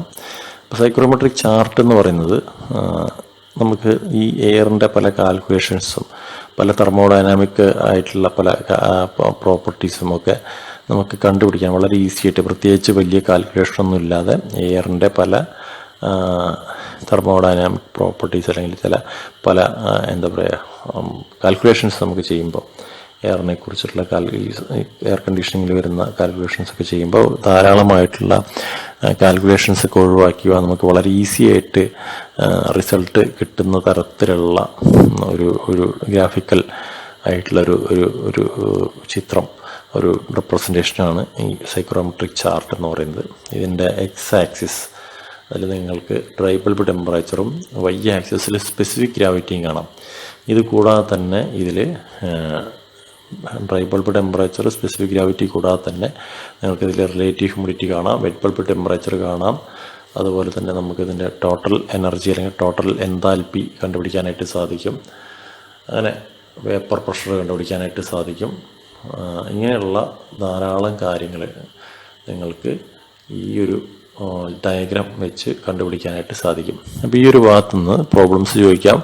പ്ലസ് ഈ സൈക്രോമെട്രിക് ചാർട്ട് എന്താണ്, അതിൽ വേരിയസ് ലൈൻസ് എന്തൊക്കെയാണെന്നുള്ളത് ചോദിക്കുന്നതാണ്. അപ്പോൾ ഇതിലുള്ള ലൈൻസൊക്കെ നിങ്ങൾക്ക് എങ്ങനെയാണ്, അതിൻ്റെ ഓരോ ലൈനുകൾ എങ്ങനെയാണ്, അതിൻ്റെ പ്രത്യേകതകൾ എന്തൊക്കെയാണെന്നുള്ളതൊക്കെ നമ്മൾ ക്ലാസ്സിൽ പറഞ്ഞിട്ടുണ്ട്. അപ്പോൾ ആ കാര്യങ്ങളൊക്കെ ആവശ്യമാണെങ്കിൽ വരച്ച് എക്സ്പ്ലെയിൻ ചെയ്യേണ്ടതായിട്ട് വരും. അപ്പോൾ അത് വരച്ച് പഠിക്കുക. ഒരു 5-8 ചിത്രങ്ങളുണ്ട്. അത് വരച്ച് അതിൻ്റെ ലൈൻസൊക്കെ ഒന്ന് വരച്ച് എന്താണ് ആ ലൈനിൻ്റെ പ്രത്യേകത, അതെങ്ങനെയാണ് കാണപ്പെടുന്നത് തുടങ്ങിയ കാര്യങ്ങളൊക്കെ എഴുതുകയാണെങ്കിൽ നിങ്ങൾക്ക് അതിനുള്ള മുഴുവൻ മാർക്കും ലഭിക്കുന്നതാണ്. Psychrometric chart. ഇനി സൈക്രോമെട്രിക് ചാർട്ട് വെച്ചിട്ടുള്ള പ്രോബ്ലംസ് ഉണ്ട്. ആ പ്രോബ്ലംസ് നമ്മളുടെ നോട്ട്സിൽ അവൈലബിൾ ആണെങ്കിൽ ആ ചിത്രങ്ങളെല്ലാം അല്ലെങ്കിൽ ആ ഭാഗങ്ങളെല്ലാം പ്രോബ്ലംസ് എല്ലാം പഠിച്ച് പരീക്ഷയ്ക്ക് അറ്റൻഡ് ചെയ്യാം. ഇത് നമുക്ക് കമ്പാരിറ്റീവ്ലി എന്താ പറയുക, കുറച്ച് നമ്മൾ പ്രീവിയസ് ആയിട്ടുള്ള കുറച്ചുകൂടി കാര്യങ്ങൾ നമുക്ക് അറിഞ്ഞാൽ മാത്രമാണ് ഇതിലെ പ്രോബ്ലംസൊക്കെ നന്നായിട്ട് ആൻസർ ചെയ്യാൻ സാധിക്കുക. നിങ്ങൾക്ക് സ്റ്റീം ഫോർമേഷനെ കുറിച്ചിട്ടുള്ള നല്ല ധാരണയുണ്ടെങ്കിൽ ഈ ഭാഗത്തുള്ള നമുക്ക് വരുന്ന ചോദ്യങ്ങളൊക്കെ വളരെ ഈസി ആയിട്ട് ആൻസർ ചെയ്യാനായിട്ട് സാധിക്കും. പിന്നെ സൈക്രോമെട്രിക് പ്രോസസ്സസ് എന്ന് പറയുന്ന കുറച്ച് ഭാഗങ്ങളുണ്ട്. അപ്പോൾ ഒരു സൈക്രോമെട്രിക് ചാർട്ടിൽ നിങ്ങളത് പലപ്പോഴും മാർക്ക് ചെയ്ത് കാണിക്കണം എന്നുള്ള രീതിയിലുള്ള ക്വസ്റ്റ്യൻസാണ് അതിൽ വരിക. അതിൽ sensible heating, sensible cooling, humidification, dehumidification, അങ്ങനെ അതേപോലെ heating and humidification, heating and dehumidification, cooling and humidification, cooling and dehumidification, ഇങ്ങനെയുള്ള 8 പ്രോസസ്സോളം ഞാൻ ഈ ചിത്രത്തിൽ ഞാൻ മാർക്ക് ചെയ്തിട്ടുണ്ട്. ഈ ഒരു ചിത്രം വൃത്തിയായിട്ട് പഠിച്ചു വയ്ക്കുക.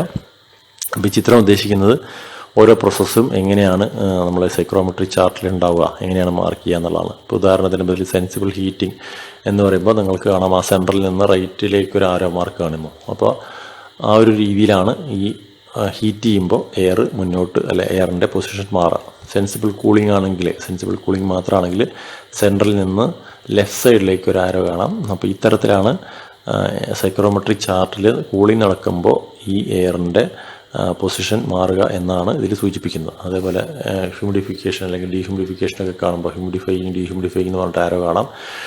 ഹ്യൂമിഡിഫൈ ചെയ്യുകയാണെങ്കിൽ സെൻട്രലിൽ നിന്ന് നേരെ മുകളിലേക്ക് ഒരു ആരോ കാണാം. ഡീഹ്യൂമിഡിഫൈ എന്ന് പറയുമ്പോൾ താഴത്തേക്ക് കാണാം.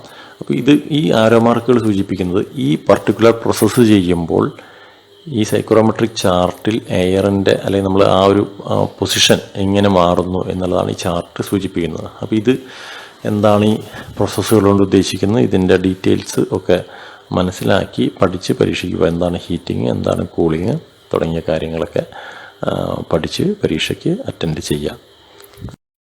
സൈക്രോമെട്രിയായിട്ട് ബന്ധപ്പെട്ടിട്ടുള്ള ഭാഗങ്ങൾ കഴിഞ്ഞാൽ അടുത്തത് പ്രധാനപ്പെട്ട ഭാഗം എന്ന് പറയുന്നത് എയർ കണ്ടീഷനിങ് സിസ്റ്റംസ് ആണ്. അപ്പോൾ സൈക്രോമെട്രിയുടെ യഥാർത്ഥത്തിൽ പറഞ്ഞാൽ സൈക്രോമെട്രിയുടെ ഒരു കണ്ടിന്യൂഷനാണ് എയർ കണ്ടീഷനിങ്.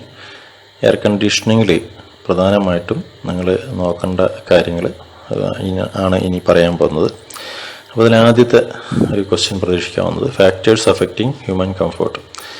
അപ്പോൾ എന്തൊക്കെ ഘടകങ്ങളാണ് ഹ്യൂമൻ കംഫോർട്ടിനെ എഫക്റ്റ് ചെയ്യുന്നത് എന്നുള്ള ഒരു ചോദ്യമാണ്. അപ്പോൾ അതിൽ 4 പ്രധാനപ്പെട്ട കാര്യങ്ങളാണുള്ളത്. 1 temperature, 2 humidity of air, 3 purity of air, 4 motion of air. അപ്പോൾ ഈ 4 ഘടകങ്ങളാണ് ഒരു മനുഷ്യൻ്റെ എയർ കണ്ടീഷനിങ് സിസ്റ്റവുമായിട്ട് ബന്ധപ്പെട്ട് പറയുമ്പോൾ നമ്മളുടെ കംഫേർട്ടിനെ നിശ്ചയിക്കുന്നത് എന്നാണ് പഠനങ്ങൾ കണ്ടെത്തിയിരിക്കുന്നത്. അപ്പോൾ നമ്മൾ സാധാരണ വിചാരിക്കും ടെമ്പറേച്ചർ മാത്രമാണ് ഇതിൻ്റെ ഒരു ഘടകം എന്നുള്ളത്. എന്നാൽ അങ്ങനെയല്ല. ടെമ്പറേച്ചർ, ഹ്യൂമിഡിറ്റി എന്ന് പറയുമ്പോൾ വായുവിലുള്ള ജലാംശം, അതേപോലെ പ്യൂരിറ്റി ഓഫ് എയർ, എയറിൻ്റെ പ്യൂരിറ്റി എന്ന് പറയുമ്പോൾ എയറിലുള്ള കാർബൺ ഡൈ ഓക്സൈഡിൻ്റെ അളവ്, അതേപോലെ എയറിലുള്ള ഡസ്റ്റ് പാർട്ടിക്കിൾസ്, ബാക്കി വേറെ എന്തെങ്കിലും സ്മോക്കോ അങ്ങനെ എന്തെങ്കിലുമൊക്കെയുള്ള ഓതർ ഗ്യാസസ് അതിൻ്റെ പ്രസൻസ്, അതൊക്കെ പ്യൂരിറ്റി എന്നുള്ളത് കൊണ്ട് ഉദ്ദേശിക്കുന്നുണ്ട്. അപ്പോൾ നമുക്ക് എയർ അത്യാവശ്യം പ്യൂരിറ്റി ഉണ്ടെങ്കിൽ മാത്രമാണ് നമുക്ക് കംഫേർട്ട് ഫീൽ ചെയ്യത്തുള്ളൂ. അടുത്തത് മോഷൻ ഓഫ് എയർ. ഈ മുകളിലുള്ള 3 കാര്യങ്ങളുണ്ടെങ്കിലും മോഷൻ ഓഫ് എയർ, എയറിൻ്റെ മൂവ്മെൻറ്റ് എന്നുള്ളത് കൂടി ഒരു പ്രധാനപ്പെട്ട ഘടകമാണ്. എയറിൻ്റെ മൂവ്മെൻറ്റ് ഉൾപ്പെടെ 4 കാര്യങ്ങൾ factors of affecting human comfort എന്നുള്ള ടോപ്പിക്കിൽ പറയാനായിട്ടുണ്ട്. അപ്പോൾ ഈ 4 കാര്യങ്ങളും എന്താണ്, എങ്ങനെയാണ് അതിൻ്റെ എഫക്റ്റ് എന്നൊക്കെ ഉള്ളതാണ് നമ്മൾ എയർ കണ്ടീഷനിങ്ങായിട്ട് ബന്ധപ്പെട്ട് പ്രധാനമായിട്ടും പഠിക്കുന്നത്. ഇനി ഫാക്ടേഴ്സ് അഫക്റ്റിംഗ് ഹ്യൂമൻ കംഫർട്ട് കഴിഞ്ഞാൽ നമുക്ക് അടുത്തത് സാധാരണ ചോദിക്കുന്ന ഒരു സംഗതി classification of air conditioning systems ചോദിക്കാറുണ്ട്. എയർ കണ്ടീഷനിങ് സിസ്റ്റംസിനെ നമുക്ക് എങ്ങനെ ക്ലാസിഫൈ ചെയ്യാം? അപ്പോൾ എയർ കണ്ടീഷനിങ് സിസ്റ്റത്തിനെ നമുക്ക് ക്ലാസിഫൈ ചെയ്യുന്നത് പല മാനദണ്ഡങ്ങൾ ഉപയോഗിച്ച് ചെയ്യുന്നുണ്ട്. ഒന്ന് പർപ്പസ് വെച്ച് നമ്മൾ ഇൻഡസ്ട്രിയൽ എയർ കണ്ടീഷനിങ് അല്ലെങ്കിൽ കംഫർട്ട് എയർ കണ്ടീഷനിങ് എന്നുള്ള 2 പ്രധാനപ്പെട്ട ടൈപ്പ് ഉണ്ട്. അതിൽ ഇൻഡസ്ട്രിയൽ എയർ കണ്ടീഷനിങ് എന്ന് പറയുന്നത് ഇൻഡസ്ട്രിയൽ പർപ്പസിന് വേണ്ടി നമ്മൾ ചെയ്യുന്നതിനാണ് ഇൻഡസ്ട്രിയൽ എയർ കണ്ടീഷനിങ് എന്ന് പറയുക. അതുപോലെ കംഫർട്ട് എയർ കണ്ടീഷനിങ് എന്ന് പറയുന്നത് ഹ്യൂമൻ കംഫർട്ടിന് വേണ്ടി നമ്മൾ ചെയ്യുന്നതാണ്. Comfort air conditioning. അത് നമ്മൾ സാധാരണ സിനിമാ തിയേറ്ററിലെ ഓഡിറ്റോറിയത്തിലെ വീഡിയോകളിലൊക്കെ ചെയ്യുന്നത് കംഫർട്ട് എയർ കണ്ടീഷനിങ്ങിലും. ഇൻഡസ്ട്രിയൽ എയർ കണ്ടീഷനിങ് എന്ന് പറയുന്നത് ഇപ്പോൾ നമ്മൾ CNC മെഷീൻസ് വയ്ക്കുന്ന റൂം, അല്ലെങ്കിൽ കൊമേഴ്ഷ്യൽ അപ്ലിക്കേഷൻസിന് ഇൻഡസ്ട്രിയൽ അപ്ലിക്കേഷൻസിന് വേണ്ടി ഉപയോഗിക്കുന്ന പേപ്പർ ഇൻഡസ്ട്രിയിലോ അല്ലെങ്കിൽ ടെക്സ്റ്റൈൽ ഇൻഡസ്ട്രിയിലൊക്കെ ഉപയോഗിക്കുന്നതിനാണ് നമ്മൾ ഇൻഡസ്ട്രിയൽ എയർ കണ്ടീഷനിങ് എന്ന് പറയുന്നത്. ഇതുകൂടാതെ തന്നെ ഇതിൻ്റെ മറ്റു മാനദണ്ഡങ്ങൾ ഉപയോഗിച്ച് നമുക്ക് പറയാൻ സാധിക്കും. ഉദാഹരണത്തിന് ഇതിൻ്റെ കൺസ്ട്രക്ഷൻ ഡീറ്റെയിൽസ് വെച്ചിട്ട് ഒക്കെ നമുക്കതിനെ ക്ലാസിഫൈ ചെയ്യാം. അപ്പോൾ അതൊന്ന് പഠിച്ചു വയ്ക്കുക, എങ്ങനെയാണത് ക്ലാസിഫൈ ചെയ്തിരിക്കുന്നത് എന്നുള്ളത്.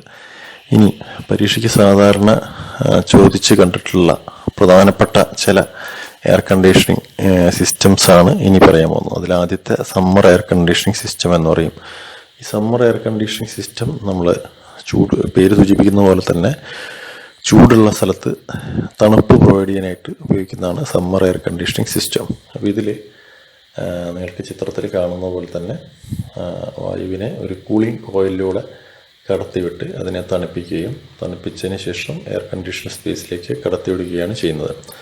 അപ്പോൾ ഇതിൽ നമുക്ക് ചിത്രത്തിൽ കാണുന്ന പോലെ തന്നെ എയർ കണ്ടീഷൻഡ് സ്പേസിലേക്ക് ഒരു ഫാൻ ഉപയോഗിച്ചാണ് തണുത്ത എയറിനെ കടത്തിവിടുന്നത്.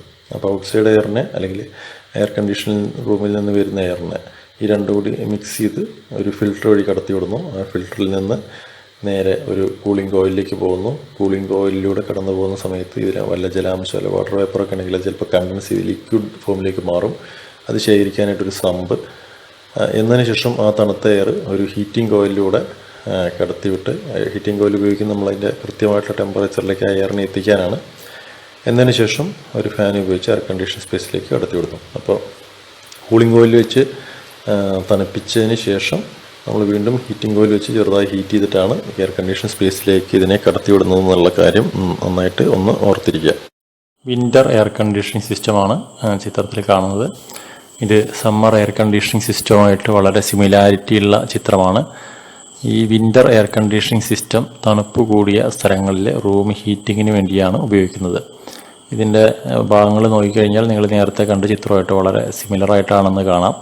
ഇതിൽ ഒരു പ്രീ ഹീറ്റ് കോയിൽ, ഒരു ഹ്യൂമിഡിഫയർ, അതേപോലെ ഒരു റീഹീറ്റ് കോയിൽ, ഇങ്ങനെയുള്ള ഭാഗങ്ങളാണ് എക്സ്ട്രാ ആയിട്ട് ഫിറ്റ് ചെയ്തിട്ടുള്ളത്. ഇത് വരച്ച് തന്നെ പഠിക്കേണ്ട ചിത്രമാണ്. കാര്യം ഇതും നേരത്തെ കാണിച്ച സമ്മർ സിസ്റ്റമൊക്കെ ആയിട്ട് ആൾക്കാർ കുട്ടികളുടെ പരീക്ഷയ്ക്ക് ഇത് കൺഫ്യൂഷനായി അങ്ങോട്ടും ഇങ്ങോട്ടും മാറ്റി വരയ്ക്കുന്നത് കണ്ടിട്ടുണ്ട്. ആയതുകൊണ്ട് ഇത് കൃത്യമായിട്ട് ഈ ചിത്രം മാത്രമല്ല എല്ലാ ചിത്രങ്ങളും ആവർത്തിച്ച് പറയുന്നത് വരച്ച് പ്രാക്ടീസ് ചെയ്യേണ്ട ചിത്രങ്ങളാണ്. അപ്പോൾ ഇത് നമുക്ക് 2 ഹീറ്റിംഗ് കോയിൽ, ഒരു പ്രീ ഹീറ്റിംഗ് കോയിലും ഒരു റീഹീറ്റിംഗ് കോയിലും ആണ് ഇതിലുള്ളത്. അതേപോലെ ഒരു ഹ്യൂമിഡിഫയർ, നമ്മളുടെ എയറിൻ്റെ ഹ്യൂമിഡിറ്റി കൂട്ടാനായിട്ട് നമുക്കൊരു ഹ്യൂമിഡിഫയർ ഉണ്ട്. അപ്പോൾ ഈ ഹ്യൂമിഡിഫയറിലൂടെ വെള്ളം സ്പ്രേ ചെയ്യുന്ന ഒരു പ്രോസസ്സാണ് നടക്കുക. അപ്പോൾ അത് കുറച്ചൊക്കെ പേപ്പറൈസ് ചെയ്ത് നമ്മളുടെ എയറിൽ കലരുകയും അത് ആവശ്യാനുസരണം റൂമിലേക്ക് ഈ ഹ്യൂമിഡിറ്റി അതേപോലെ ചൂടൊക്കെ കൂട്ടിയ എയർ സപ്ലൈ ചെയ്യാൻ സാധിക്കുകയും ചെയ്യുന്നു. അപ്പോൾ ഇത്തരത്തിലുള്ളൊരു സിസ്റ്റത്തിനെയാണ് വിൻ്റർ എയർ കണ്ടീഷനിങ് സിസ്റ്റം എന്ന് പറയുന്നത്. അടുത്തത് ഇയർ റൗണ്ട് എയർ കണ്ടീഷനിങ് സിസ്റ്റമാണ്. ഇയർ റൗണ്ട് സിസ്റ്റം എന്ന് പറയുമ്പോൾ തന്നെ അതിൽ പേരിലുള്ളതുപോലെ തന്നെ നമുക്ക് സമ്മറിലും വിൻ്ററിലും ഉപയോഗിക്കാം. അതല്ലെങ്കിൽ മറ്റൊരു തരത്തിൽ പറയുകയാണെങ്കിൽ ഈ സിസ്റ്റത്തിന് എയറിൻ്റെ ഹീറ്റ് കൂട്ടാനോ അല്ലെങ്കിൽ കുറയ്ക്കാനോ ഒക്കെ ആയിട്ട് നമുക്ക് 2 പർപ്പസിനും ഉപയോഗിക്കാൻ പറ്റുന്ന ഒരു സിസ്റ്റമാണ്. നേരത്തെ പറഞ്ഞ സിസ്റ്റംസ് സമ്മറാണെങ്കിൽ എയറിൻ്റെ ടെമ്പറേച്ചർ കുറയ്ക്കാനും വിൻ്റർ ആണെങ്കിൽ എയറിൻ്റെ ടെമ്പറേച്ചർ കൂട്ടാനുമായിട്ടാണ് ഉപയോഗിക്കുന്നതെങ്കിൽ ഇത്തരത്തിലുള്ള ഇയർ റൗണ്ട് സിസ്റ്റംസിൻ്റെ ഉപയോഗം എന്ന് പറയുന്നത് നമുക്ക് എയർ ടെമ്പറേച്ചർ കൂട്ടാനോ കുറയ്ക്കാനോ ആയിട്ട് ഉപയോഗിക്കാം എന്നുള്ളതാണ്. അപ്പോൾ ഇതിൽ നോക്കിക്കഴിഞ്ഞാൽ നിങ്ങൾക്ക് ഒരു കൂളിംഗ് കോയിലും അതേപോലെ ഹീറ്റിംഗ് കോയിലും കാണാവുന്നതാണ്. ഇത്തരത്തിലുള്ള ചിത്രം ഉപയോഗങ്ങളുള്ള ഈ ഒരു സിസ്റ്റത്തിന് പറയുന്നത് മീൻസ് കൂളിങ്ങും ഹീറ്റിങ്ങും ചെയ്യാൻ പറ്റുന്ന തരത്തിലുള്ള ഈ സിസ്റ്റത്തിനെയാണ് ഇയർ റൗണ്ട് സിസ്റ്റം എന്ന് പറയുന്നത്. ഈ 3 ചിത്രങ്ങളുടെയും ഷേപ്പ് വളരെ സിമിലറാണ്. ഇതിൻ്റെ താഴ്ഭാഗത്തുള്ള ചില കോയിൽസ് അതേപോലെ ഹ്യൂമിഡിഫയർ അങ്ങനെയുള്ള ഭാഗങ്ങളിലൊക്കെയാണ് വ്യത്യാസങ്ങൾ വരുന്നത്. ആയതുകൊണ്ട് പരീക്ഷയ്ക്ക് ഇത് വരയ്ക്കാൻ നിങ്ങൾക്ക് കുറച്ചൊന്ന് ശ്രമിച്ചു കഴിഞ്ഞാൽ സിമിലാരിറ്റി ഉള്ളതുകൊണ്ട് തന്നെ വരയ്ക്കാൻ വളരെ ഈസി ആയിട്ട് സാധിക്കും. കൺഫ്യൂഷൻ ഒഴിവാക്കി കഴിഞ്ഞാൽ ഇത് പല തവണ പരീക്ഷയ്ക്ക് ആവർത്തിച്ച് ചോദിച്ചിട്ടുള്ള ക്വസ്റ്റ്യൻസാണ് ഇത് 3 അപ്പോൾ അതുകൊണ്ട് ഇത് ശ്രദ്ധിച്ച് പഠിക്കാനുള്ളത് വിൻഡോ എയർ കണ്ടീഷണർ എന്ന് പറയുന്ന ഒരു എക്യുപ്മെൻ്റാണ്. ഈ വിൻഡോ എയർ കണ്ടീഷണർ നമുക്ക് വിൻഡോയിൽ ഫിറ്റ് ചെയ്യുക എന്നുള്ള കൺസെപ്റ്റാണ് വരുന്നത്. അല്ലെങ്കിൽ പകുതി ഭാഗം ഇതിൻ്റെ റൂമിനകത്തും പകുതി ഭാഗം റൂമിന് പുറത്തുമാണ്. ഇതിലുള്ള എല്ലാ കമ്പോണൻസും ഒറ്റ ഹൗസിങ്ങിൻ്റെ ഉള്ളിലാണ് ഉണ്ടാവുക, ഒറ്റ ക്യാബിൻ്റെ ഉള്ളിലാണ് ഉണ്ടാവുക. ഈ ഒരു ഉപകരണം നമ്മളുടെ റൂമിന് ഉള്ളിലേക്ക് ഇതിൻ്റെ ഇവാപ്പറേറ്റർ വരുന്ന ഭാഗവും റൂമിന് പുറത്ത് കണ്ടൻസർ വരുന്ന ഭാഗവും എന്നുള്ള രീതിയിലാണ് സെറ്റ് ചെയ്യുക. ബാക്കി കംപ്രസർ, എക്സ്പാൻഷൻ ഡിവൈസ് തുടങ്ങിയ ഫാന് തുടങ്ങിയ ഭാഗങ്ങളെല്ലാം കൂടി ചേർത്ത് ഈ കണ്ടൻസറും ഇവാപ്പറേറ്ററും ഈ പറഞ്ഞ എല്ലാ കാര്യങ്ങളും ഒറ്റ ഒരു ക്യാബിനകത്തായിട്ടായിരിക്കും സാധാരണഗതിയിൽ ഫിറ്റ് ചെയ്തിട്ടുണ്ടാവുക. അപ്പോൾ ഈ ചിത്രത്തിൽ നോക്കിക്കഴിഞ്ഞാൽ നമ്മൾ നേരത്തെ കണ്ട പോലത്തെ ഒരു ചിത്രമല്ല ഇത്. ഷേപ്പ് കുറച്ചൊക്കെ വ്യത്യാസമുണ്ട്. പക്ഷേ ഇവിടെ നടക്കുന്നത് നേരത്തെ കാണിച്ചതിനോട് സിമിലർ ആയിട്ടുള്ള വർക്ക് തന്നെയാണ്. ഇത് നമ്മൾ സാധാരണ കൂളിങ്ങിന് ഉപയോഗിക്കുന്ന ഒരു സിസ്റ്റമാണ്. അപ്പോൾ നിങ്ങൾക്കിതിൽ കാണാം, ഇതിൽ ഒരു ബ്ലോവർ ഉപയോഗിച്ച് റൂമിനകത്തുള്ള വാം എയറിനെ ഒരു ഇവാപ്പറേറ്ററിൻ്റെ മുകളിലൂടെ വലിച്ചെടുക്കുകയും ഇവാപ്പറേറ്റർ കോയിലിൻ്റെ മുകളിൽ കൂടെ അല്ലെങ്കിൽ കൂളിംഗ് കോയിലിൻ്റെ മുകളിൽ കൂടെ വരുന്ന സമയത്ത് ആ എയർ തണുക്കുകയും ചെയ്യുന്നു. ആ തണുത്ത എയറിനെ വീണ്ടും റൂമിലേക്ക് കടത്തിവിടുകയാണ് ചെയ്യുന്നത്. ഇത്തരത്തിലാണ് ഇതിൻ്റെ കൂളിംഗ് നടക്കുന്നത്.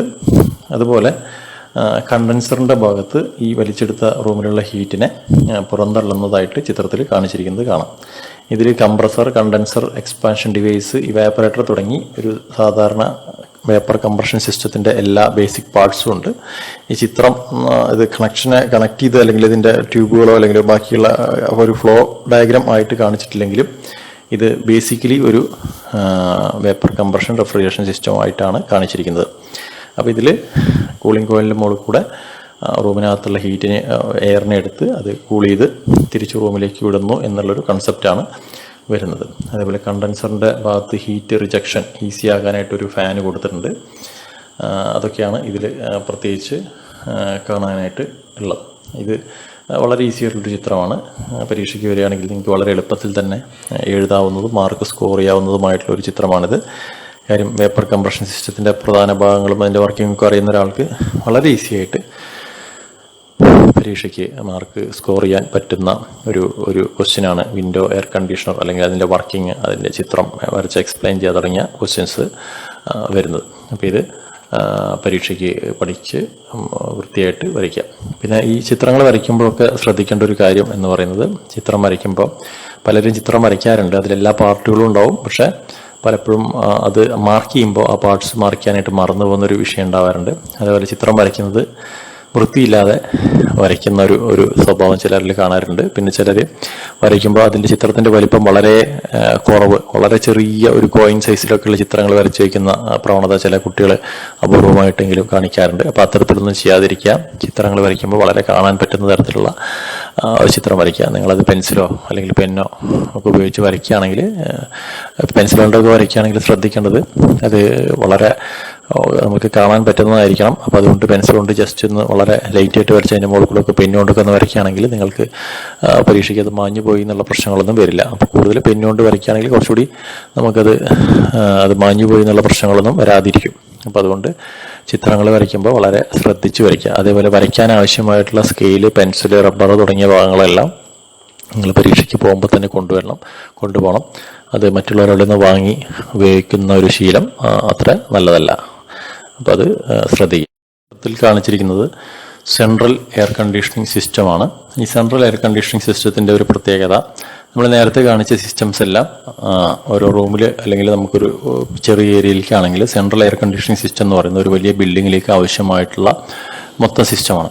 അപ്പോൾ ഇതിൽ ചെയ്യുന്നത് ഒരു സെൻട്രലൈസ്ഡ് പ്ലാന്റിൽ എയറിനെ തണുപ്പിച്ച് എല്ലാ റൂമിലേക്കും ഡക്റ്റ് വഴി സപ്ലൈ ചെയ്യുകയാണ് ചെയ്യുന്നത്. ഇത് റൂമിൽ നിന്നുള്ള എയർ തിരിച്ചു പോകുന്ന ലൈൻസ് നിങ്ങൾക്ക് ഈ ചിത്രത്തിൽ കാണാവുന്നതാണ്. അപ്പോൾ ഇത്തരത്തിലുള്ള സെൻട്രലൈസ്ഡ് യൂണിറ്റുകളെയാണ് സെൻട്രൽ എയർ കണ്ടീഷനിങ് സിസ്റ്റം എന്ന് പറയുന്നത്. ഇതിൻ്റെ ചിത്രം ചില സമയങ്ങളിൽ പരീക്ഷയ്ക്ക് ചോദിക്കാറുണ്ട്. 1-2 തവണ ക്വസ്റ്റ്യൻ പേപ്പറിൽ കണ്ടതായിട്ട് ഓർക്കുന്നുണ്ട്. അതുകൊണ്ട് ഇത് പരീക്ഷയ്ക്ക് പഠിക്കാം. പിന്നെ ശ്രദ്ധിക്കേണ്ട മറ്റൊരു കാര്യം, ഇത് കൂടാതെ തന്നെ ഇതിൽ ഒരുപാട് കാര്യങ്ങൾ, വീണ്ടും പ്രധാനപ്പെട്ട കുറേ കാര്യങ്ങൾ നമുക്ക് പഠിക്കാനായിട്ടുണ്ട്. ഉദാഹരണത്തിന് comfort chart, factors affecting human comfort നമ്മൾ നേരത്തെ പറഞ്ഞു. കംഫേർട്ട് ചാർട്ട്, എഫക്റ്റീവ് ടെമ്പറേച്ചർ, അതേപോലെ ബൈപ്പാസ് ഫാക്ടർ, അതേപോലെ സെൻസിബിൾ ഹീറ്റ് ഫാക്ടർ, അങ്ങനെ തുടങ്ങിയ ഒരുപാട് കാര്യങ്ങൾ വേറെയും പഠിക്കാനുണ്ട്. അതുകൂടാതെ തന്നെ സോഴ്സസ് ഓഫ് ഹീറ്റ് ഗെയിൻ, ഒരു റൂമിനകത്തേക്ക്, ഇപ്പോൾ ഒരു റൂം നമ്മൾ തണുപ്പിക്കാമെന്ന് വിചാരിക്കാം, ആ റൂമിനകത്തേക്ക് ഏത് വഴിയൊക്കെ ഹീറ്റ് ഉള്ളിലേക്ക് വരാം, അല്ലെങ്കിൽ ആ റൂമിനകത്തുള്ള ആൾക്കാരോ അല്ലെങ്കിൽ ലൈറ്റോ ഫാനോ അങ്ങനെയൊക്കെ ഉണ്ടെങ്കിൽ ആ റൂമിനകത്ത് വീണ്ടും ഹീറ്റ് ഉൽപ്പാദിപ്പിക്കപ്പെടുന്നുണ്ടാവും. അതേപോലെ തന്നെ ജനലിലൂടെ വരുന്ന സൺലൈറ്റ്, അതേപോലെ വാളിലൂടെയും റൂഫിലൂടെയൊക്കെ വരുന്ന ഹീറ്റ്, കണ്ടക്ഷൻ വഴിയൊക്കെ വരുന്ന ഹീറ്റ്, ഇങ്ങനെയൊക്കെയുള്ള പലതരം സോഴ്സസ് ഓഫ് ഹീറ്റ് ഉണ്ട്. അപ്പോൾ അത് ഒക്കെ പരീക്ഷയ്ക്ക് ചോദിച്ച് കണ്ടിട്ടുണ്ട് ഈ മൊഡ്യൂളിൽ നിന്ന്. പിന്നെ ഇങ്ങനെയുള്ള ഭാഗങ്ങളൊക്കെയാണ് പരീക്ഷയ്ക്ക് സാധാരണഗതിയിൽ ഈ ഒരു ഇതിൽ നിന്ന് വരുന്നത്. പിന്നെ ചില പ്രോബ്ലംസുമൊക്കെ ചോദിക്കലുണ്ട്. അപ്പോൾ അത് എല്ലാം പഠിക്കേണ്ടതാണ്. പിന്നെ ശ്രദ്ധിക്കേണ്ട ചില കാര്യങ്ങൾ, ഒന്ന്, പരീക്ഷയ്ക്ക് പഠിക്കുന്ന സമയത്ത് എല്ലാ മൊഡ്യൂളുകളും കവർ ചെയ്യാനായിട്ട് ശ്രമിക്കുക. ഒരു 1-2 മൊഡ്യൂൾ മുഴുവൻ പഠിച്ച് ബാക്കി 2 മൊഡ്യൂൾ തീരെ പഠിക്കാതിരിക്കുക എന്നുള്ള തരത്തിലുള്ള ഒരു സംഗതി പൊതുവെ ഒഴിവാക്കുന്നതാണ് നല്ലത്. നിങ്ങൾ പഠിക്കുന്ന എല്ലാ മൊഡ്യൂളുകളും, അതിലുള്ള എല്ലാ ഭാഗങ്ങളും, എല്ലാ മൊഡ്യൂളും ടച്ച് ചെയ്ത് പോകണം. മീൻസ് പഠിച്ചിട്ട് പോകണം. ഏതെങ്കിലും 1-2 മൊഡ്യൂൾ മാത്രം നന്നായിരുന്ന് പഠിക്കുക, ബാക്കിയുള്ളത് വിട്ട് കളയുക എന്നുള്ളൊരു ആറ്റിറ്റ്യൂഡ് നല്ലതല്ല. പിന്നെ ശ്രദ്ധിക്കേണ്ട മറ്റു കാര്യങ്ങൾ, പരീക്ഷയ്ക്ക് പോകുമ്പോൾ പരീക്ഷ ഹാളിൽ എക്സാം ടൈമിന് ഒരു 10 മിനിറ്റ് മുന്നെങ്കിലും എത്താനായിട്ട് ശ്രമിക്കുക. അതേപോലെ അവനവൻ്റെ ഹാൾ ടിക്കറ്റ്, പെന്ന്, പെൻസില്, വരയ്ക്കാനുള്ള ഉപകരണങ്ങൾ, കാൽക്കുലേറ്റർ തുടങ്ങിയവ കൃത്യമായിട്ട് എടുത്തു വെച്ചതിന് ശേഷം മാത്രം പരീക്ഷ വീട്ടിൽ നിന്നിറങ്ങുക. പിന്നെ പരീക്ഷയ്ക്ക് പഠിക്കുന്നത് നമ്മൾ കൂടുതലും ചിത്രങ്ങളൊക്കെ ഉണ്ടെങ്കിൽ വരച്ചു പഠിക്കുക, നോക്കി പഠിക്കരുത്. കാൽക്കുലേഷൻസും പ്രോബ്ലംസും ഒക്കെ ഉണ്ടെങ്കിൽ അല്ലെങ്കിൽ ഡെറിവേഷൻസ് ഒക്കെ ഉണ്ടെങ്കിൽ അതൊക്കെ ചെയ്യേണ്ടത് നമ്മൾ എഴുതി പഠിക്കുകയാണ്. അതല്ലാതെ നോക്കി ജസ്റ്റ് വായിച്ചു പോകുന്നത് ഒഴിവാക്കുക. ഒരു 1-2 തവണയെങ്കിലും നിങ്ങളത് എഴുതിയാലാണ് നിങ്ങൾക്ക് പരീക്ഷ എഴുതുന്ന സമയത്ത് നിങ്ങൾക്ക് കോൺഫിഡൻസോടുകൂടി കൺഫ്യൂഷൻസ് ഒന്നും ഇല്ലാതെ എഴുതാനായിട്ട് സാധിക്കുള്ളൂ. അപ്പോൾ ഇത്രയും കാര്യങ്ങളൊക്കെയാണുള്ളത്. Okay, thank you.